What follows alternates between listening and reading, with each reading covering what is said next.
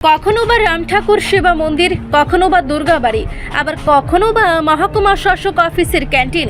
প্রতিনিয়ত নেশাখোরদের দৌরত্বে অতিষ্ঠ সোনামুড়াবাসী। নেশার খোরাক জোগাতে প্রতি রাতেই হানা দিচ্ছে বাড়ি ঘরে, পাশাপাশি শহরের প্রাণ কেন্দ্রের মন্দিরগুলোতে। এমনকি বাদ পড়ছে না খোদ মহকুমা শাসকের অফিস ক্যান্টিনও। অভিযোগ প্রশাসনিক ব্যর্থতার। ঘটনার বিবরণী প্রকাশ। গতকাল রাতে সোনামুড়ার ঐতিহ্যবাহী দুর্গাবাড়ির প্রণামী বাক্সে থাবা বসালো নিশি কুটুম্বের দল।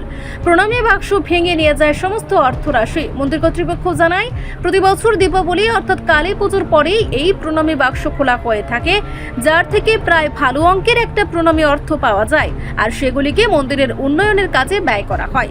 কিন্তু হঠাৎই আজ মন্দির কর্তৃপক্ষ এই দুর্গাবাড়িতে আসতে চুরির ঘটনা প্রত্যক্ষ করে। সোনামুড়া জেলা ও দায়রা জজের আদালতের পাশে, এমনকি মহকুমা শাসক অফিস সংলগ্ন এই দুর্গাবাড়িতে চুরির ঘটনায় রীতিমতো চাঞ্চল্য সৃষ্টি হয়েছে সমগ্র এলাকায়। নেশার খোরাকে জোগাতেই এই ধরনের চুরিকাণ্ড সংঘটিত করছে কতিপয় নেশা সেবক তথা চোরের দল। যদিও পরবর্তী সময় দুর্গাবাড়ি মন্দির কমিটির সদস্যরা সোনামুড়া থানায় একটি অভিযোগ দায়ের করেন। পুলিশ মন্দিরে গিয়ে ঘটনা প্রত্যক্ষ করে বলেও জানা যায়, প্রতিনিয়ত এ ধরনের ঘটনায় রীতিমতো প্রশাসনিক ব্যর্থতাকে দায়ী করছে সাধারণ মানুষ।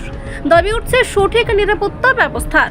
আমাদের সোনামুড়া টাউনস্থিত দুর্গাবাড়ি, রাজেন্দ্র মলের দুর্গাবাড়ি, এই দুর্গাবাড়িতে গতকাল আনুমানিক 12টার পরে আমাদের দুর্গাবাড়ির যে প্রণামী বাক্স, এই বাক্সটা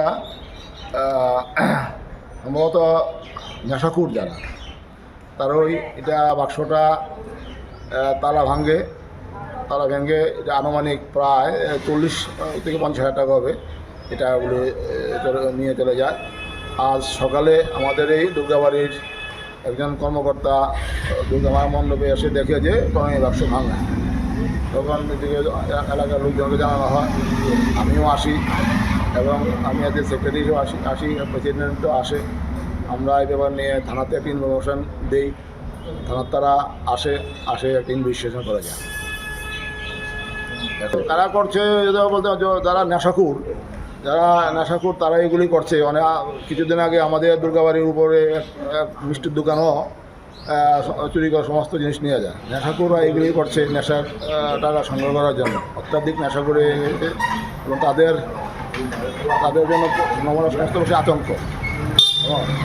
এখন নেশাখোর এগুলি করছে নেশার টাকা জোগাড় করার জন্য। দুশ্চিন্তার ব্যাপার এবং দুঃখজনক ব্যাপার। কিছুদিন আগে আমাদের পাড়াতেই রামঠোকা সময় চুরি হয়েছে, আজকে আমাদের দুর্গাবাড়িতেও চুরি হলো। প্রশাসন যদি কঠোর হয় বা সজাগ দৃষ্টি থাকে, তাহলে এই চুরিগুলিকে ধরতে পারবে এবং আইডেন্টিফিকেশন করতে পারবে। আইডেন্টিফিকেশন করলে এবং চুরিকে ধরলে উপযুক্ত শাস্তি দিলে আমরা কিছু মুক্তি পাবো এদের হাত থেকে। রিপোর্ট সংবাদ প্রতীক্ষা।